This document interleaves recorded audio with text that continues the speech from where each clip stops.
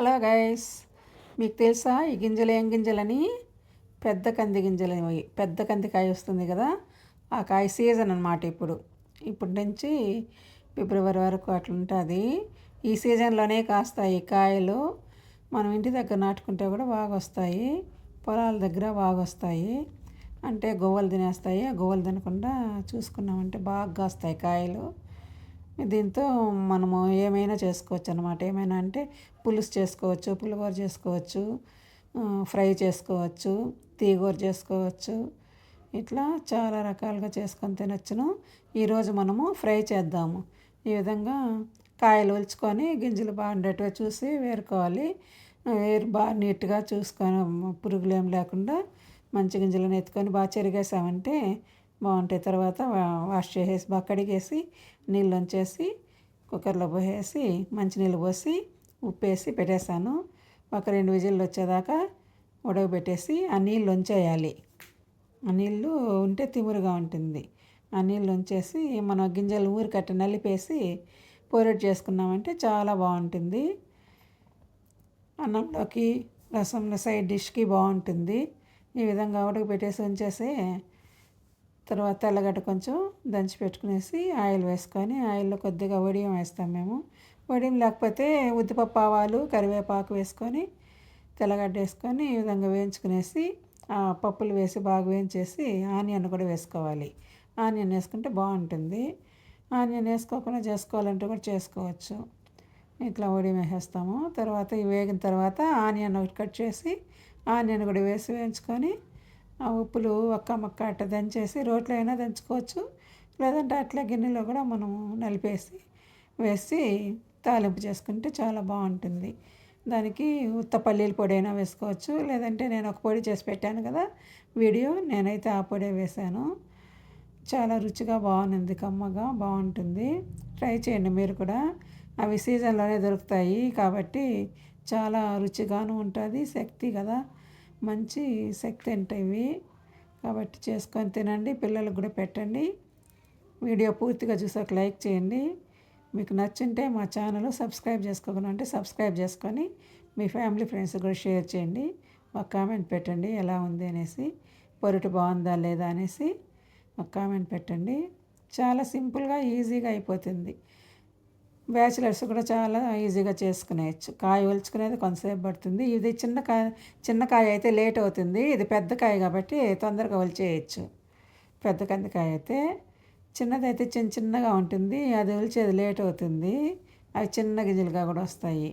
ఇది పెద్ద కందికాయ కాబట్టి పెద్ద గింజలుగా వస్తాయి. చాలా రుచి, ఇది చాలా బాగుంటుంది. ట్రై చేయండి. తీసుకొచ్చుకొని కేజీ 60 రూపాయలు, 70 రూపాయలు అట్ట అమ్ముతూ ఉంటుంది. ఒక కేజీ తెచ్చుకున్నామంటే కూడా చాలా బాగుంటుంది. ఇదిగోండి ఈ విధంగా అట్లా నేనైతే దీంతో రాత్తోనే అట్లా అనేసాను. ఏమంటే పప్పులుగా లేకుండా కొన్ని పప్పులుగా పెట్టుకొని కొంచెం అట్లా అనిపేసామంటే మనకు ఉప్పు కారం బాగా పడుతుంది, బాగుంటుంది తినేదానికి. ఇట్లా చేసుకున్నామంటే కొద్దిగా నెయ్యి వేసుకొని అన్నంలో వేసుకొని తిన్నామంటే కూడా సూపర్ టేస్ట్. మళ్ళా తినాలనిపిస్తుంది అన్నమాట, అట్లా ఉంటుంది. ఇట్లా ఆనియన్ వేగిపోయినాక ఈ పప్పులంతా వేసేసి కొంతసేపు వేయించేసి మళ్ళా మిరప్పొడి, ఈ పౌడర్ వేసుకున్నాం కదా, మనం పౌడర్ చేసుకున్న పౌడర్ వేసి కొంతసేపు ఏం చేసామంటే పచ్చివాసన లేకుండా బాగుంటుంది. పౌడర్ కూడా మనం అన్నీ వేయించేసాం కాబట్టి ఎక్కువసేపు వేయకపోయినా పర్లేదు, బాగా కమ్మగా బాగుంటుంది. హెల్తీ కూడా, ఆరోగ్యానికి చాలా మంచిది కందిపప్పు. కందులు దీంతోనే కదా కందిపప్పు కూడా వస్తుంది. మనమైతే చిన్న కందిపప్పుతో చేస్తాం. దీంతో కూడా పప్పు చేస్తారండి, బాగుంటుంది. సాంబార్కి పప్పు అట్లా వేసుకుంటాం కదా, రుచిగా కమ్మగా బాగుంటుంది.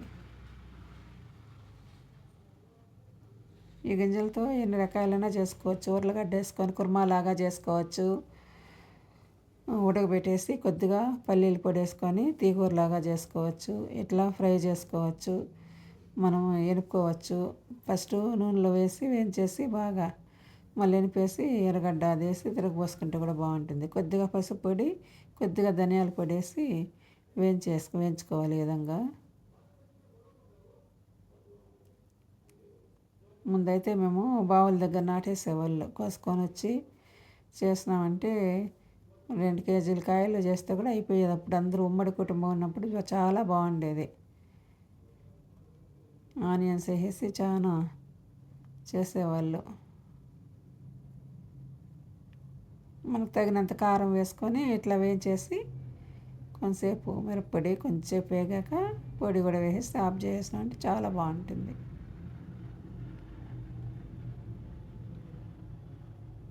చాలా రుచిగా ఉంటుంది.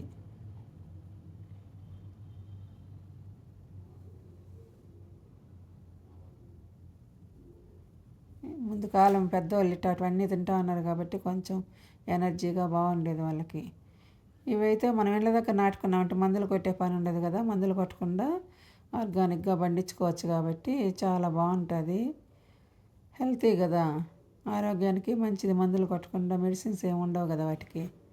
కాబట్టి మనం కొనే కాయలు అయితే మందులు కొట్టేస్తారు, ఏదైనా చీడ పాడు వస్తే మందులు కొడతారు, మళ్ళీ అది మనకు తెలియదు కదా.